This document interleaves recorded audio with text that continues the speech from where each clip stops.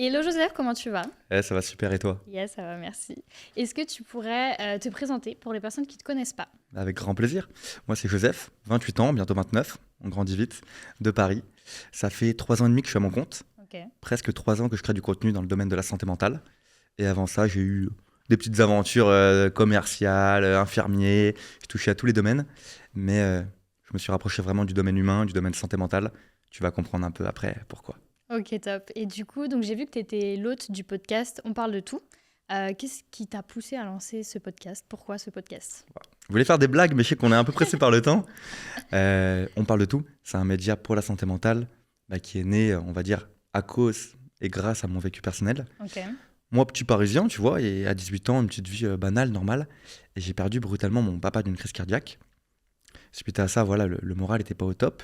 Et 3 mois après, il y a ma grand-mère qui est morte d'un accident médical, pareil à l'hôpital du jour au lendemain.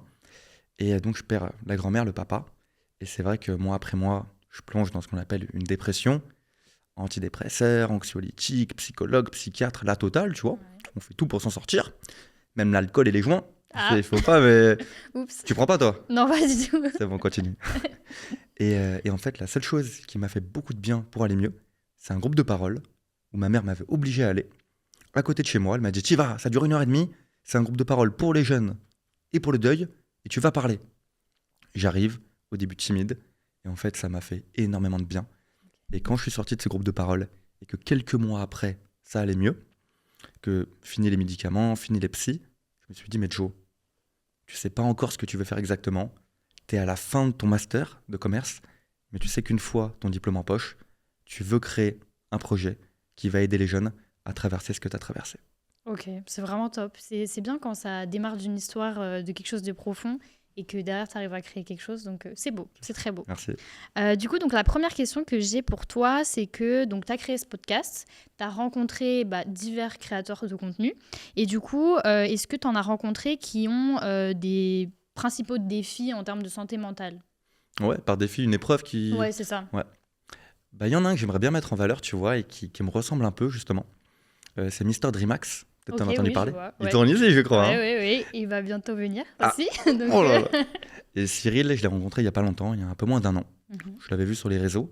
Et à première vue, tu vois, même moi, je suis comme ça, je suis humain, et je juge un peu tous les créateurs. Ok. Et je dis, oh, putain, elle lui donne des conseils comme tout le monde. Est-ce qu'il est cool, est-ce qu'il est pas cool? On va creuser un peu. Et Cyril, c'est un créateur, dès que j'ai vu en face, cette image du mec qui donne des conseils devant une caméra, je l'ai enlevé directement. Parce que c'est un mec qui donne des conseils dans tout le développement personnel et dans la prise de parole. Et il est tout le temps habillé en noir. Mais noir, noir. Et je creuse, on lui pose des questions comme on fait aujourd'hui. Et en fait, Cyril, un jeune homme d'à peu près 25 ans, il est tout le temps habillé en noir par rapport à son papa, qui est mort également. Ok. Donc j'apprends ça, donc directement moi, Ouais, tac logique. tac. Et c'est une manière de lui rendre hommage et de faire des vidéos, malgré qu'il a été en deuil au début des vidéos. Et ça, je trouve que c'est la plus belle des thérapies pour lui et pour les autres.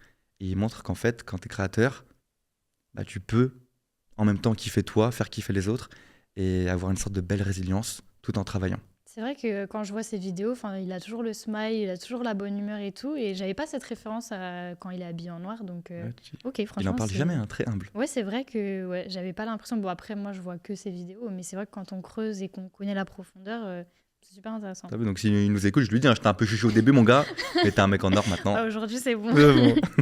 Ok, top. Du coup, moi, je voudrais parler aujourd'hui des créateurs de contenu qui sont confrontés aux reproches, aux remarques quand ils se lancent. Et du coup, ça revient sur le sujet de la santé mentale, parce qu'il y en a énormément qui prennent très à cœur ce genre de choses. Mm. Quel conseil, toi, tu pourrais leur donner à ces personnes-là qui sont confrontées à tout ça? Je t'avais dit, je bégayais Eh pas. ouais, le mec est un peu, c'est pas grave. Moi, je dirais, est-ce que tu veux que je te parle des thématiques principales qui reviennent peut-être chez Ouais, les je créateurs? veux bien, ouais. Moi, j'ai repéré en tout cas trois thématiques qui reviennent beaucoup pour les créateurs de contenu. Ok. Il y a la pression, Ouais. parce que on est auto-entrepreneur pour la plupart de nous. On doit tout le temps créer du contenu. Il y a des attentes, parce que petit à petit, on a une communauté et on doit toujours faire soit le même niveau, soit mieux. Donc il y a cette pression, tu vois. Il y a cette pression à enlever. La deuxième, moi, je dirais que c'est la solitude. Parce que tu as vu, tu as créé du contenu, tu connais, t'en C'est parles pas, vrai, mais tu oui. connais. Et être seul chez soi, c'est ce qu'il y a de plus dur. Mm. Et en fait, tu t'en rends pas compte. 1 mois ou 2, ça va. 3 mois ou 4. Et après, tu t'isoles petit à petit. Et tu vois tes potes que le week-end. Mm. Et c'est très dur mentalement.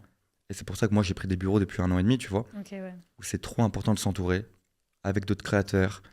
Même si tu peux pas te déplacer, fais-le en ligne. Fais des visios avec des gens.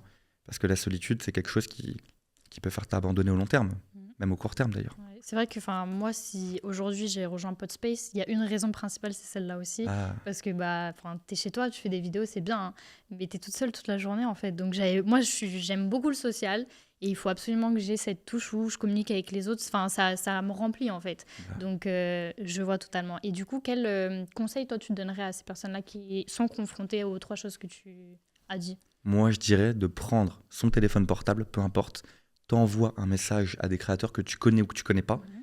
et rencontre-les. Rencontre-les dans la vraie vie, rencontre-les en visio, peu importe, mais il faut que tu partages ça. Ouais. C'est comme le principe dont on parle de tout, de parler de thématiques communes.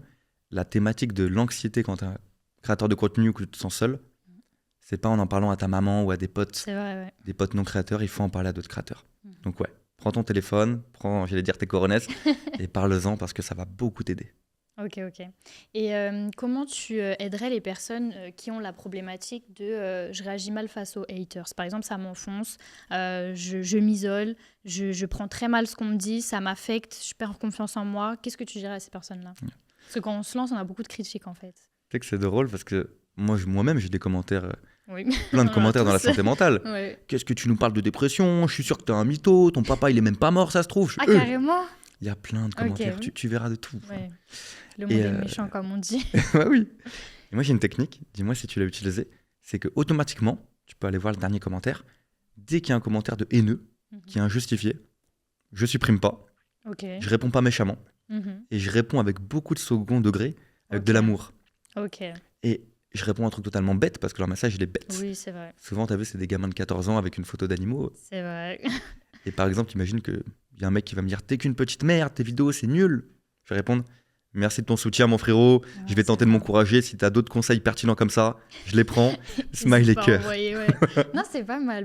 Je pense que tu as dû arriver à un gros stade pour arriver à ça parce que je sais que moi, ça dépend de mon mood en fait. Genre, je peux très bien, ta technique, je l'utilise aussi. Mais quand vraiment je suis pas d'humeur, je supprime et va voir ailleurs parce que C'est ça. là, sinon ça va partir. Mais c'est vrai que ta technique, je pense que c'est la plus pacifiste et c'est la meilleure. Si Donc, tu me l'empruntes, 80€. ok, Ok, on fait ça. c'est noté, je mets sur la facture. Ok, ok. Et du coup, donc on a parlé de l'isolement social, ça c'est good. Et là, on va parler de l'équilibre entre vie perso et vie pro quand on est créateur de contenu. Parce que la limite, en fait, il n'y en a pratiquement pas. Donc, toi, quel conseil tu donnerais aux personnes qui veulent trouver cet équilibre sans rentrer, par exemple, dans un burn-out créatif où on pense qu'à créer du contenu, parce que tout est du contenu aujourd'hui. Donc, quel conseil tu donnerais? C'est une question hyper pertinente, tu vois. Parce que quand t'es créateur, automatiquement, tu te compares aux autres. On pourra d'ailleurs en parler, tu vois. Et tu veux vite augmenter. Tu veux vite avoir des abonnés, vite gagner de l'argent. Et tu prends cette aventure pour un sprint et non pas un marathon, tu vois. C'est vrai. T'as de la punchline. Et, Noté.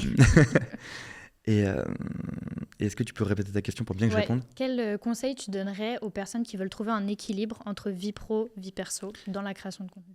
Vraiment, en toute humilité, tu vois, je pense l'avoir trouvé cet équilibre. Ok, Et top. au lieu de, comme j'ai fait les premiers mois, hein, tout le monde fait l'erreur, rester enfermé chez soi, créer du contenu, le publier, monter les vidéos, et s'enfermer dans cette productivité qui est très bonne au court terme, mais très mauvaise au long terme, c'est de continuer à vivre. Et surtout, moi, je vais le dire, hein, je me bourre la gueule le week-end, je vais en boîte de nuit. Ça m'arrive de fumer une petite cigarette quand je suis en soirée. Je vois mes potes 2 fois par semaine, en plus du week-end. Je pars en voyage. Là, j'étais à Marseille, j'étais à Barcelone. Je continue tous les petits plaisirs au quotidien. Et je dirais même que je prends plus de plaisir au quotidien qu'avant, parce que c'est un milieu hyper stressant. Ouais. Et je dirais que ceux qui n'arrivent pas à faire ça, il faut s'obliger. Oblige-toi à aller voir tes potes, oblige-toi à te bourrer la gueule si t'aimes bien, oblige-toi à partir en voyage. Et limite, préviens tes potes et demande-leur de t'accompagner dans cette aventure et de te faire bouger, parce que sinon tu vas t'enfermer toi-même dans ta solitude, tu vas être productif au début et tu vas tout perdre à la fin, parce que tu as dû peut-être le vivre, ouais, dès que tu t'enfermes dans ça, bah, t'es malheureux, et si t'es malheureux, ton business, il est Mais nul. c'est vrai qu'on s'en rend pas compte au début qu'en fait on est sur une pente descendante et moi c'est ma mère qui m'obligeait à faire ce que tu as dit. Voilà. C'est-à-dire qu'elle me disait aujourd'hui, journée off, elle prenait mon ordinateur, c'est fini. Aujourd'hui tu vas faire ça, mais sur le coup je me disais oh là là, je vais pas pouvoir bosser et tout, mais sur le long terme j'ai vraiment compris que l'équilibre il est trop important. Et tu l'as trop Parce bien dit, la que- maman, là, le journée off. Il faut te dire, ok, là, le dimanche, je travaille Ça, pas. ouais. Il me disait, mais tu travailles trop. Genre, stop-toi et fais autre chose et sors et voilà. C'est ça. Mais ouais, c'est vrai, très bon conseil. Donc, notez ce conseil. On a ça. Du coup, dans ton expérience, tu nous as parlé donc tout à l'heure du youtubeur. Dreamax, Mister Dreamax. Ouais, bon, bah, ça du coup c'est good. Et dernière question, est-ce que tu penses que l'industrie de la création de contenu, elle pourrait mieux prévenir sur la santé mentale, sur tous les aspects? Parce qu'aujourd'hui, j'ai l'impression que tous les jeunes ont envie de devenir créateurs de contenu, avec tout ce qui se passe. Mais on signale pas assez qu'il faut un équilibre, qu'il faut réfléchir à tout ce qu'on fait et pas foncer tête baissée, rentrer dans cette course aux vues, aux followers, sans prévenir avant. Donc, qu'est-ce que tu pourrais dire par rapport à ça? Bien sûr, tu vois, je pense que tu me dis si je me trompe. Ouais. Je pense que 80% des jeunes qui veulent devenir créateurs, au début, il y a l'ego, il y a l'image, je veux qu'on nous voit. Et c'est normal parce que l'être humain, il est addict quoi? À l'argent et à la reconnaissance. Et il n'y a jamais autant de reconnaissance que de se faire reconnaître dans la rue. Et c'est un milieu très piégeur parce que on voit que l'envers du décor. Hein, on est beau gosse en vidéo, ta. Ils savent pas que là, t'as pris 40 minutes à trouver ton meilleur profil. Ouais. Ils savent pas Ils savent ça. pas. Moi, je dirais que c'est un milieu où, quand tu rentres dedans, comme on l'a dit, il faut s'entourer. Ouais. Il faut se renseigner. Il faut surtout pas s'obliger à continuer si tu vois que c'est pas fait pour toi. Parce qu'il y en a, ouais, j'ai chopé mes 20 000 premiers abonnés, j'ai pas le droit d'abandonner, c'est un travail de vie. Non! Si t'aimes pas. Hein. Si tu kiffes pas au bout d'un an, t'arrêtes. Ouais. Moi, le jour où j'aime plus, j'arrête. Mm. Je trouverai un autre milieu. Et je dirais que c'est un milieu, à Paris, en France, qui est pas très bien entouré au milieu de la santé mentale. Parce qu'à part des forums tout pourris ou quelques vidéos YouTube, il n'y a rien qui en parle. C'est vrai. Et je crois que là où on est actuellement à Podspace, ils ont commencé d'ailleurs à faire des événements entre entrepreneurs, créateurs de contenu. Et je dirais qu'on peut même mieux faire, c'est faire des événements pour parler de l'accompagnement et de la santé mentale autour de ce métier. Parce que je crois que la stat, c'est quoi? Il y a 1% ou 5% des créateurs qui en vivent pleinement. C'est vrai, ouais. Et je trouve que si ce chiffre il est aussi peu élevé, c'est qu'il y en a beaucoup qui abandonnent. Mm. Je trouve que le burn-out, santé mentale, ça y joue énormément, tu vois. Donc ouais, il faut s'entourer, il faut bouger les lieux comme lui, comme celui-ci, à créer des événements. Et il ne faut pas s'obliger à continuer. C'est comme un CDI, demain tu as un taf dans un bureau. Ouais. Si tu vois que c'est pas fait pour toi, Tu pars. tu varies, tu bouges. Mais c'est vrai que les événements, c'est une bonne idée. Enfin, moi, j'ai rien vu en réalité par rapport à la santé mentale. Enfin, on voit beaucoup de développement personnel. Donc, oui, ça aide. Mais c'est vrai que le sujet de la santé mentale, il y a très peu de personnes qui mettent des mots sur l'anxiété, le burn-out créatif, ce genre de choses. Donc, T'as vu, donc c'est hein. vrai que c'est super intéressant. Donc, allez suivre ce podcast. C'est très intéressant. Et du coup, dernière question qui n'y est pas. Est-ce que tu avais posé une question hyper pertinente, je crois, Ah ouais? sur la comparaison aux autres quand on est créateur? Attends. T'es trop bien celle-là. Ah oui, c'est vrai. Elle était trop bien. Ok. Comment tu peux conseiller aux créateurs de gérer le sentiment de comparaison avec les autres créateurs par rapport à leurs attentes, etc. Comment toi tu peux... Toi, tu l'avais trop bien rédigée Ouais. celle-là. Et moi, je voulais te demander, toi, tu t'es déjà comparé à une créatrice Ah ouais. Enfin, après, moi, c'est beaucoup de comparaisons positives parce que j'ai fait un gros travail sur moi. C'est-à-dire que moi, il n'y a plus d'ego à me dire en mode... tu sais, c'est pas de la jalousie en mode elle a réussi. Enfin voilà. Moi, c'est vraiment de l'inspiration aujourd'hui. Ah, donc c'est vrai. Ouais, c'est genre, quand je vois une personne qui a réussi, je me compare dans le sens où je me dis, si elle a pu le faire, elle a rien de plus que moi. Et en fait, elle m'a juste montré le chemin. Donc, go, C'est en fait, beau. je vais suivre tout ce que la personne a fait et je vais m'inspirer de son parcours, je vais m'inspirer de ses actions. Et c'est juste comme ça. Moi, ma comparaison, elle est juste comme ça actuellement parce que en réalité, on est tous différents. Tu peux pas réellement te comparer, quoi. Bah, toi, tu vois, tu as le bon système de pensée. Toi, c'est de l'inspiration, comme Ouais. tu as dit. Mais moi, ce que j'aurais à dire, tu vois, parce que c'est trop utile, ça. J'ai une pote, Célia, qui a notre âge, Ok. qui a commencé tout juste à créer du contenu niveau pro. Mhm. Avant, elle le faisait pour elle, dans le domaine du fitness. Ouais. Donc, tu vois, belle blonde, 28 ans, abdos, fessiers, comme dans Tout le ce qu'il film. faut. Tout ce Ok. qu'il faut. À partir du moment où elle a posté sur Instagram avec le compte pro, Mhm. elle a commencé à se comparer à toutes les meufs américaines, gros Ah, boules, je Photoshop, compagnie. Boum, mal-être. Elle aime plus ce qu'elle fait. Elle se sent pas bien. Au lieu d'aller 4 fois à la salle, elle augmente à 6 fois. Et spirale infernale. Et je lui dis un truc, je lui dis, mais t'es pas bête. Déjà, t'es normale, t'es humaine, on se compare. On a envie d'être aimé, tu vois. Oui. Et moi, la seule chose qu'il y a à faire et que j'ai fait, hein, c'est de contacter des créateurs de contenu dans ton domaine, Mhm. d'aller les rencontrer en vrai, Ouais. juste pour te rendre compte que ce que tu vois sur Insta, c'est le contraire de la réalité. Ouais. Et pour te dire, va pas mettre de nom, parce que je vais me faire frapper à la sortie, sinon, je suis allé voir des créateurs de contenu. Pas en dev perso, en santé mentale. un mec sur deux, je parlais des mecs, j'ai pas vu des filles, un mec sur deux, et vas-y que ça prend encore des antidépresseurs, et vas-y qu'il est anxieux comme Ok. tout, et vas-y qu'il va chez le psy 3 fois par semaine. Il n'y a pas de mal à ça. Oui. Mais ils disent le contraire en vidéo. Ouais. Et là, ça m'a montré que, mais Joe, tu as le droit de pas être parfait, t'en parles dans tes vidéos. Et à mon avis, tous les créateurs sur Internet se comparent à quelqu'un qui est loin d'être parfait et qui déforme la réalité.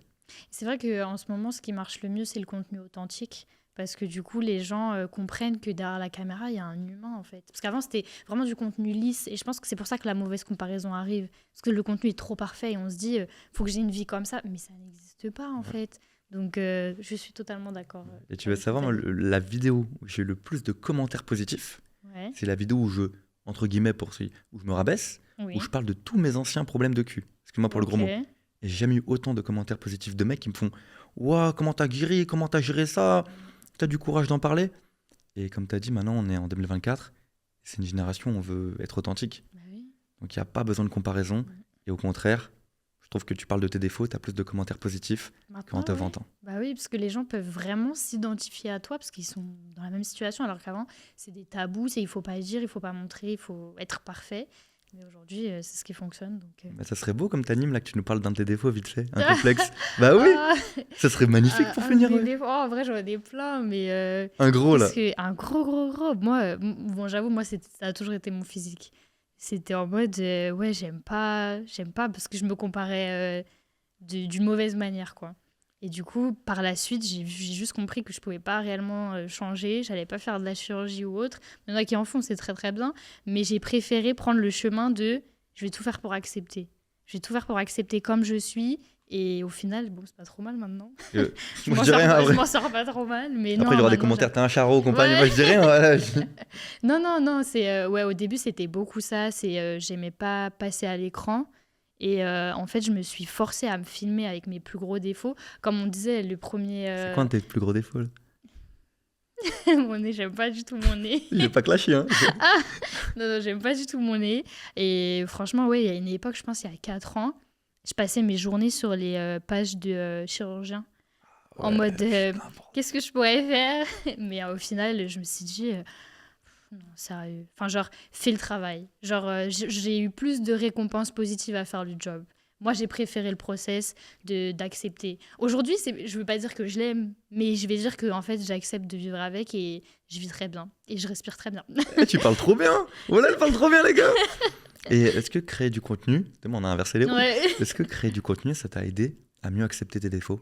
Et ben, la dernière fois, je voulais en parler. Je voulais faire une vidéo dessus, justement. Et en fait, plus je me filme, ça veut pas dire que j'apprécie de me voir à la caméra, mais en fait, plus je me filme, plus je réalise mes objectifs. Et en fait, mon estime de moi, elle augmente parce que je réalise mes objectifs. Je sais pas si tu vois ce que je veux dire. Oui, je vois. C'est pas en mode, parce que plus je me filme et plus je vois mes défauts, c'est-à-dire que je vois tous les angles et tout, mais au final, j'y arrive, je poste, il y a personne qui me dit, voilà, parce que moi j'avais beaucoup peur des gens qui jugent, ah ton nez il est trop moche, ah t'as des grosses joues, ah si, ah ça, Ouais. et au final, il y a personne qui me dit ça. J'arrête de plus en plus les filtres sur les réseaux sociaux, parce que moi j'étais abonnée aux filtres, Ah ouais. à tous les retouches et tout, et depuis que je mets plus de filtres, et ben, je reçois énormément de messages. T'es authentique, on adore te voir comme ça, t'es naturel et Bah c'est ouais. parfait, quoi. Donc, je suis dans le processus et ça avance très bien. J'aime beaucoup, j'aime beaucoup. Donc voilà, bah, je pense qu'on a fait le tour. Je sais pas si tu veux un autre sujet ou... Bon, t'as posé des magnifiques questions. Et on l'a dit, un créateur de contenu, c'est un beau métier qui n'est pas fait pour tout le monde. Il y a beaucoup de pression comme tous les métiers. Et le plus important, c'est d'être authentique, de se donner à fond. Et si c'est pas fait pour nous, il y a 1000 métiers. Exactement. En tout cas, c'était très bien. C'était très agréable de faire Merci. ça avec toi. Merci J'ai adoré. Donc, bah, merci beaucoup. Merci beaucoup.